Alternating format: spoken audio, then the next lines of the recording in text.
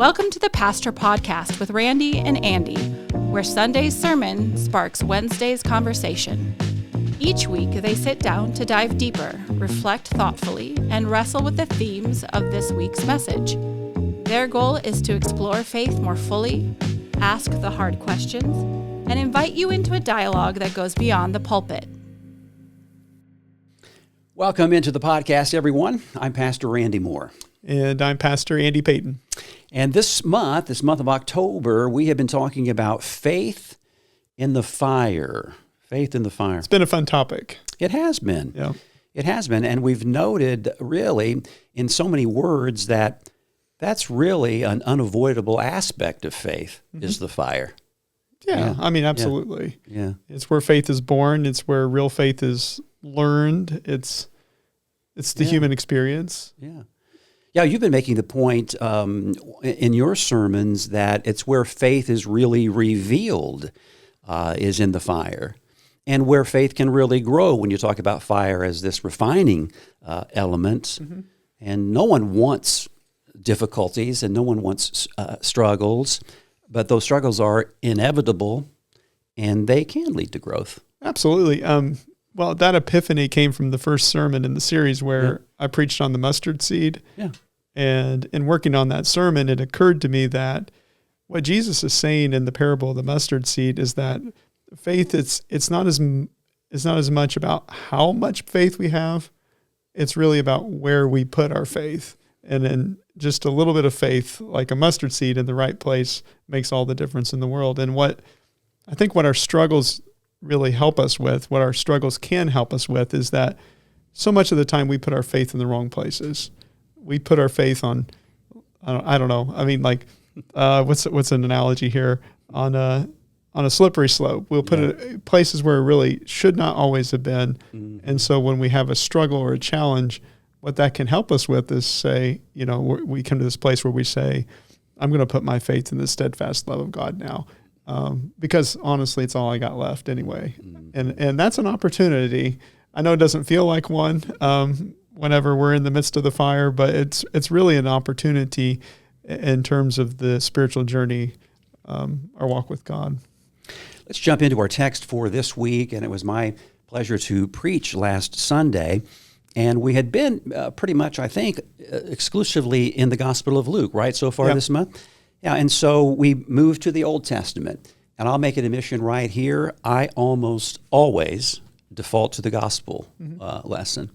There's nothing wrong with that necessarily, but I just do. And this story is too good. It is to pass up. I don't know. I guess it would come around maybe once every 3 years. You don't want to miss this story. Yeah, it's such a good one.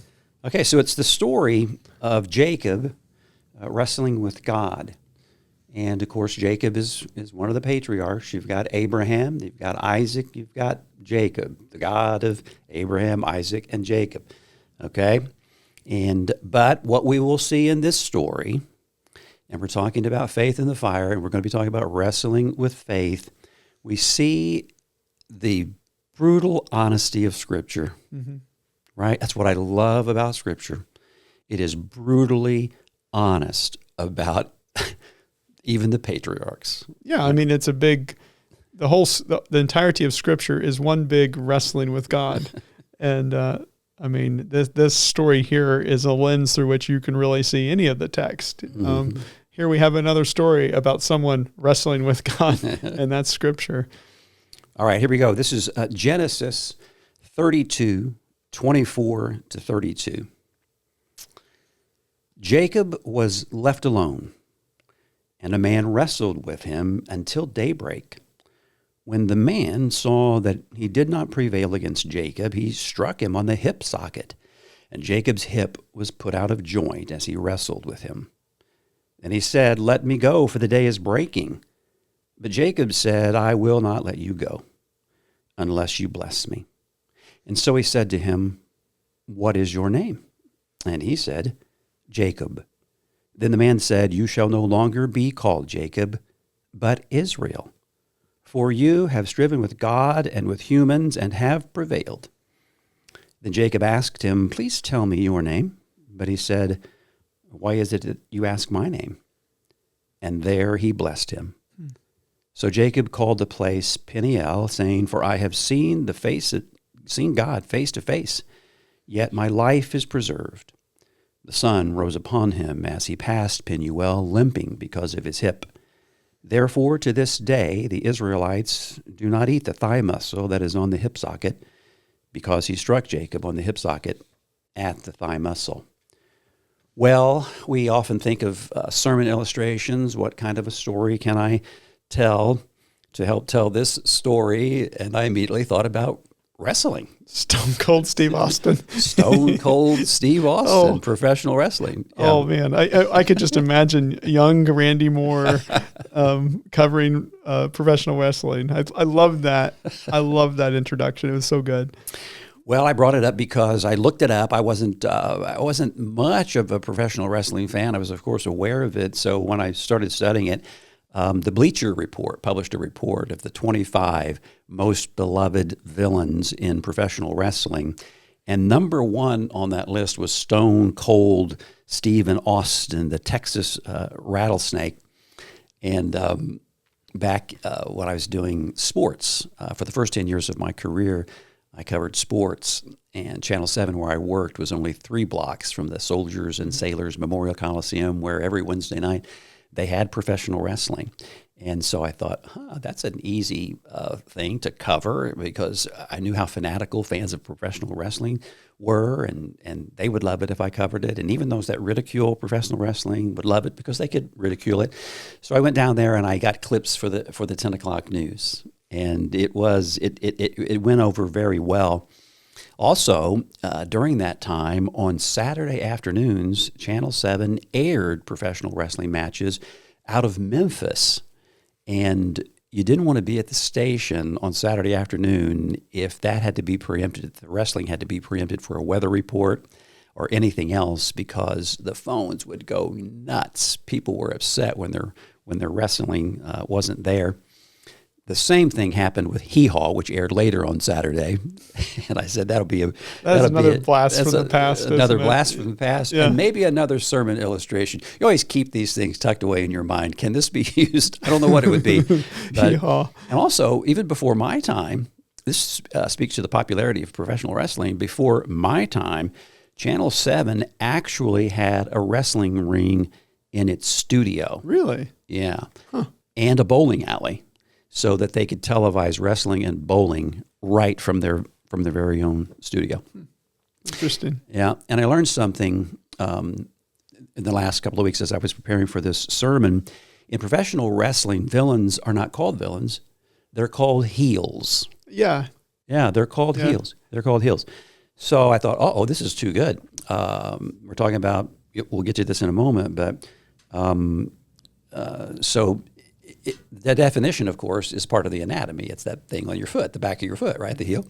But in slang, it means a contemptible person.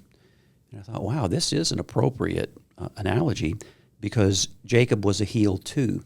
Mm-hmm. He was a heel too. And he was a born wrestler. We talked about maybe not going into this whole history of Jacob, but maybe we do. Maybe we keep a pretty good pace on it, but I think it's probably going to be necessary to do it now that I think about it. He's defined as a trickster. Yeah. I mean, that's kind of Jacob's early on as a young man. Yeah. He certainly is shifty in the way that he deals with his brother and the way he deals with people, very manipulative. Yeah. And so it fits the idea of heel and trickster and wrestler. That's kind of who he is. Yeah, and it's why we wrestle with Scripture, because this is not the kind of a person who we would characterize necessarily as very godly. No. And I love the point you made in your sermon, Randy, where you noted when we talk about God, the God of the Hebrew Bible, the God of the Old Testament, it's the God of Abraham, Isaac, and Jacob. Mm-hmm. And, we hear that and we think, Jacob's this real holy person who's got it all together. No, not at all. Uh-huh. Which I think that's one of the things that made your sermon resonate for me, is how you pointed out the fact that this was not a person that we want to model our lives after necessarily, at least at first, until his transformation happens, of course. But yeah. So this was all... I was going to say predetermined, but maybe that's not the right word. But Rebekah, his mother, was barren, and so Isaac prayed to God, and Rebekah got pregnant. She got pregnant with twins, but the pregnancy was troubled. And so then she inquired of God, and God said, 2 nations are in your womb, and 2 peoples born of you shall be divided. The one shall be stronger than the other. The elder shall serve the younger. So we should sort of have a hint as what's to come. And so a little bit later we read that the first came out red, all his body like a hairy mantle, so they named him Esau. Afterward, his brother came out with his hand gripping Esau's heel. And so he was named Jacob, and Jacob means heel. Yeah. And so it's as if even in the womb, Esau's going to come out first. He's all primed to come out first. And Jacob's got his heel, as if he's just going to pull him back behind him and sneak out and be the firstborn. Then in that famous story, Jacob buys Esau's birthright. Jacob is he's a homebody. He's a mama's boy. He likes to cook, and he's at home cooking a bowl of lentil stew. And Esau's out hunting. Comes back in famished. He wants something to eat, and he ends up selling his birthright to his brother for a bowl of lentil stew. Later, Jacob actually steals Esau's blessing with his mother Rebekah's help. Isaac is getting older, and he's getting blind, and he calls in Esau as the firstborn and says, go out and kill some game, prepare some savory food for me so that I might bless you. And Rebekah hears this, and Rebekah tells Jacob, hey, go, we're going to dress you up in Esau's clothing so you smell like Esau. We're going to put animal skins on your body so that you feel like the hairy Esau, and we're going to trick your father, and they do. And of course, what's Esau's response? He hates his brother. Mm-hmm. He hates his brother, and he vows to kill him. Right.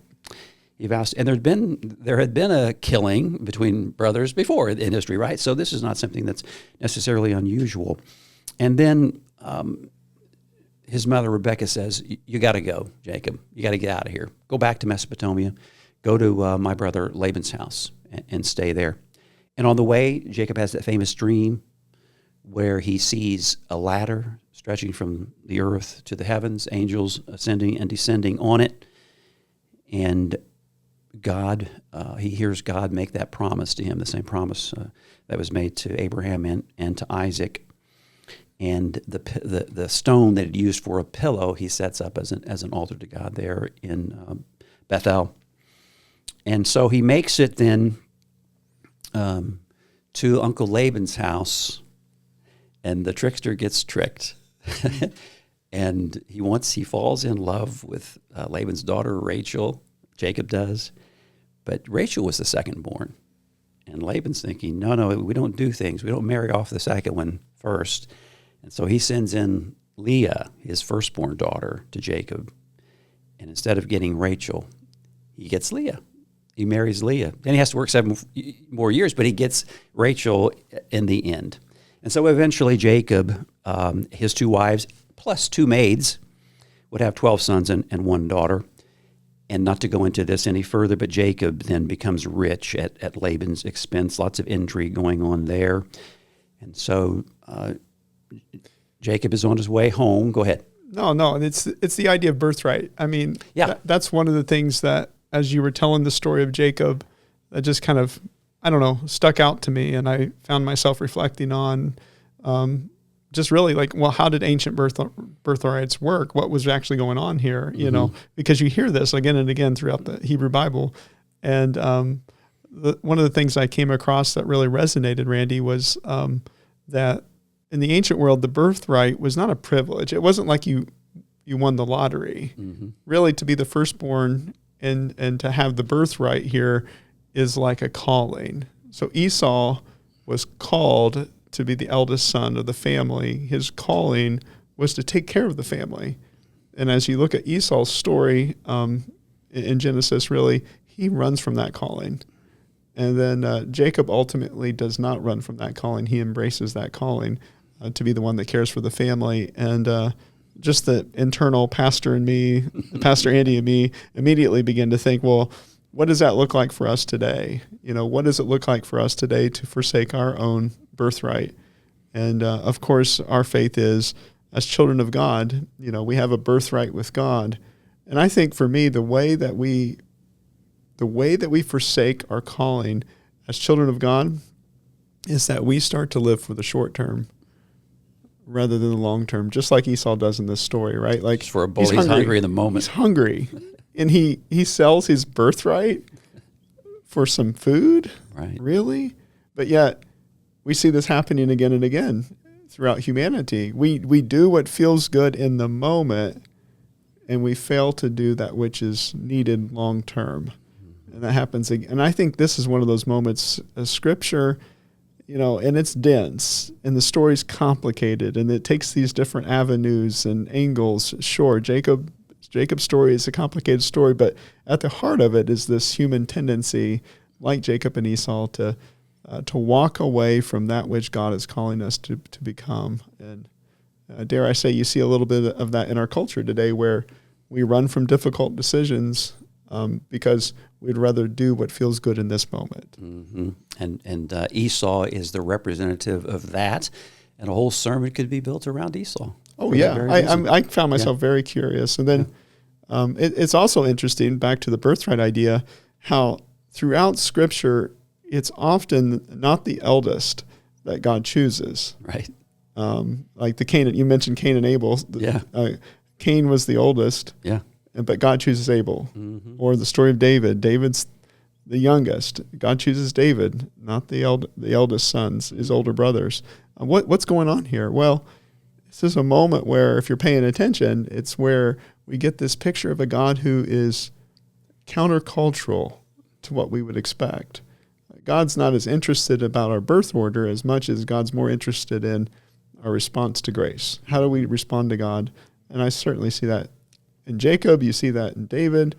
Ultimately, Abel's sacrifice is chosen by God, I think, because he probably goes to the sacrifice with the right heart. Mm-hmm. It's this idea that birth order is one thing, but the real question is, how do we respond to grace? Are you the elder brother? I am. Okay, yeah. You're the elder brother, and I'm the middle child. So I've got an older brother, and I've got a younger brother. Did you see any of this playing out? Oh, yeah, definitely. I mean, sibling rivalries are all over the Scripture because, siblings don't always get along. And when I did the children's moment, because Maggie Harding was gone on Sunday, I even asked them, I said, have you ever been in an argument with your sibling before? And that's the one question I asked where everyone was like, absolutely. If you have a sibling, you know the tension. Yeah. So this is real. You're right. This is real. So Jacob enriches himself at his uncle Laban's expense. He heads back home, a rich man. He hears that Esau is coming.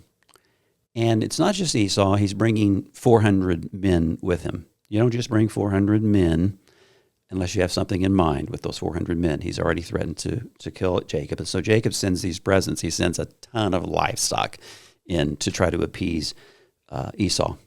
And then we reach the text that we just read. So Jacob... It begins in such an interesting way. It says, and when Jacob was all alone. He sent his family on ahead in order to separate. He's got nothing left. Right. Yeah. He's got nothing left. Yeah. And it's in that moment where he has nothing left that God meets him. Mm-hmm. It's powerful. Mm-hmm. It's back to the faith in the fire stuff, right? Like when you get to that moment where you have nothing left, then you're on the verge of a spiritual discovery. And that's the story, really. Yeah. I love this. He's alone. It's in the evening, and he's at the Jabbok River, and a man wrestles him. Just says a man. Mm-hmm. It might even say a human being. A man wrestles with him until daybreak. And you have to ask the question, who is that man? There's a little drama that's built into it, right? If you don't mystery to it a little bit, yeah. Yeah. If you don't already know the end of the story, then then who is this man? Is it Esau? And some have said that, okay, that was Esau. Okay, but then we learn as the story goes on, it's probably not Esau. So they wrestle, they struggle. The man could not prevail. This is a very close wrestling match.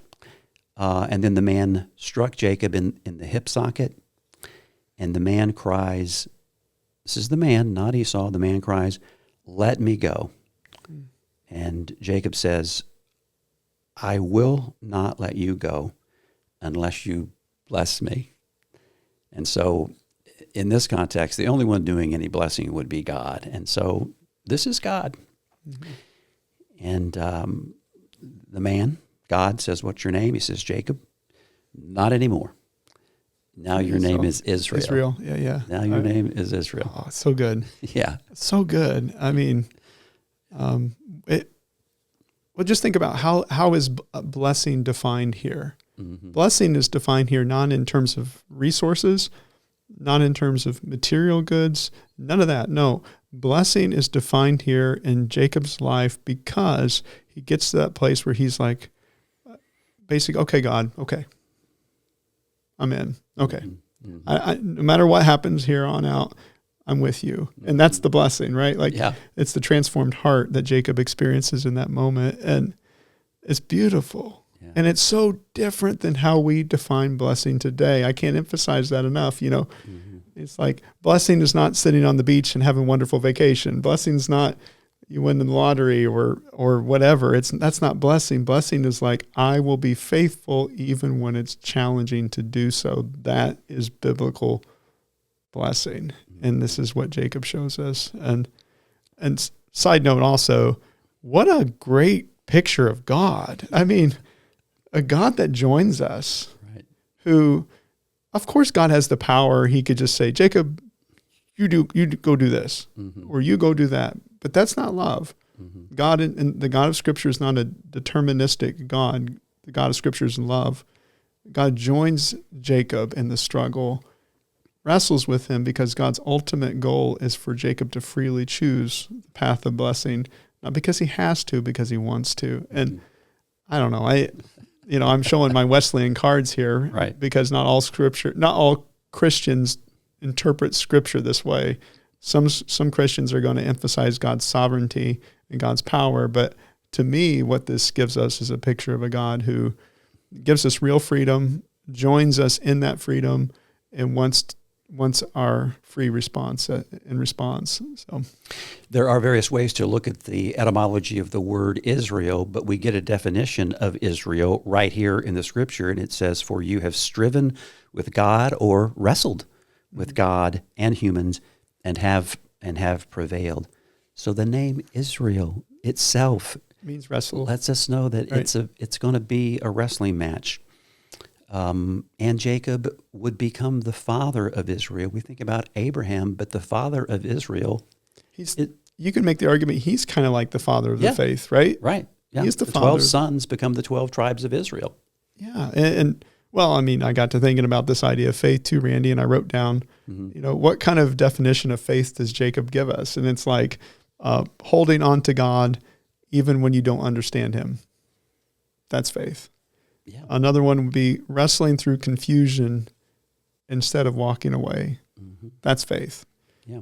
Or wanting God's presence more than an easy answer. Mm-hmm. That's faith. God doesn't really give Jacob an answer. God gives Jacob a presence, a relationship to wrestle through. And it's really cool stuff. It really is. I love it. It's rich, but yeah. I highlight 3 lines that I thought were particularly good. And we talked about the play on words when you look at the Hebrew, and it's Yahweh, Yabek, Jacob at the Yabek. So those were all those words: wrestle, heel, Yabek River. They're just a few little letters off, and it's so God wrestled Jacob at the Jabbok, and wrestling. One of the commentators I read said wrestling is the most honest, most profound metaphor for the life of faith. Wrestling is how we're invited to encounter Scripture. Mm-hmm. And it's how we're invited to encounter God. Mm-hmm. Yeah. I don't think on the surface of it, we like that idea that God is even a God who wrestles, who would even stoop so low as to wrestle with us. Right. But this isn't the only place that God appears in a kind of a human form And it's that close. Yeah. I mean, well, of course, you mentioned Jesus. Yeah, that'd be the one. Yeah. I mean, that's the big one in terms of the Christian world. Like, this is precisely the picture we've been given of God. And Jesus, fully God, fully human, as the creed would suggest. And so what do we have here? Well, we have a God that enters on the scene and joins us in the midst of our humanity and our mess and wrestles with us. And I mean, this does, I mean, as a Christian, I'm going to see this foreshadowing, of course, the gospel, but... The second one I wanted to lift out was, and I love this is my favorite, Jacob says, I will not let you go until you bless me. I will not let you go. And that just preaches itself, right? And then the sun rose upon him as he walked away limping. We might carry away from our wrestling with God some wounds, but those wounds will help keep us humble and dependent on God, I think. Yeah. They become gifts. Yeah. I mean, the Paul moment where he's like, take this thorn from me, and then God's response in the New Testament when Paul says that is basically, well, my strength is made perfect in weakness. And so the idea here is dependence. We learn dependence upon God and grace, and that's the goal ultimately. And if we read on, we're not going to here, but if we read on, Jacob and Esau are reconciled. It's not all pretty, and it doesn't happen perfectly, and Jacob doesn't become this perfect person, but there is a transformation there as a result of the wrestling with God.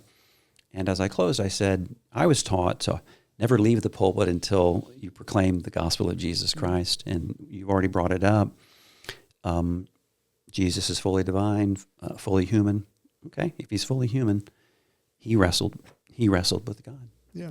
He wrestled with God, and went to the cross, but God raised him on the third day. So hang in there. Don't ever let go. Yeah. Well, I mean, I would not trade that picture of God for another one any day of the week. I mean, At the end of the day, I want someone to love. I want someone to relate to. I don't want this God that, is kind of apart from us or away from us or in heaven somewhere. No, don't give me that God. Give me one that walks with us. And this isn't the only example of it. I mean, of course, you mentioned it. The New Testament example is Jesus Christ himself, but in one of the two creation stories, the second creation story, God is walking along in the garden. Yeah. Kind of like this. He's kind of like a human. Very human. Yeah. Okay, this Sunday. All right, two different men and two different prayers is our parable. It's where the tax collector and the Pharisee go to the temple to pray, and two different men, two different prayers. One's about self-assurance, self-reliance. The other one's about self-surrender. And so I'm going to wrap up our series on Faith in the Fire with this story.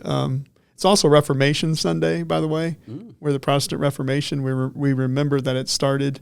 Luther famously nailed the 95 Theses on that door on October the 31st. And so this Sunday will be the Sunday before that anniversary. Is it 501 years or 502 years? It's a little over 500 years ago. I remember the 500, the anniversary there. So, I mean, and it does fit perfectly with our conversation today. I'm just going to build on that. So. Very good. All right. Thank you so much for listening and for watching. Don't ever want to pass up an opportunity to say, if you're looking for a church home, we'd love to see you here at Methodist Temple. We worship at 8:30 traditionally and at 11 o'clock. That's our contemporary service. You can worship with us virtually as well, but you're watching the podcast, and we appreciate that. We hope that you like it and that you get something out of it, and we hope to see you again next week. Thank you for listening to the Pastor Podcast with Randy and Andy. We hope you'll join us next week. We see Christ in you.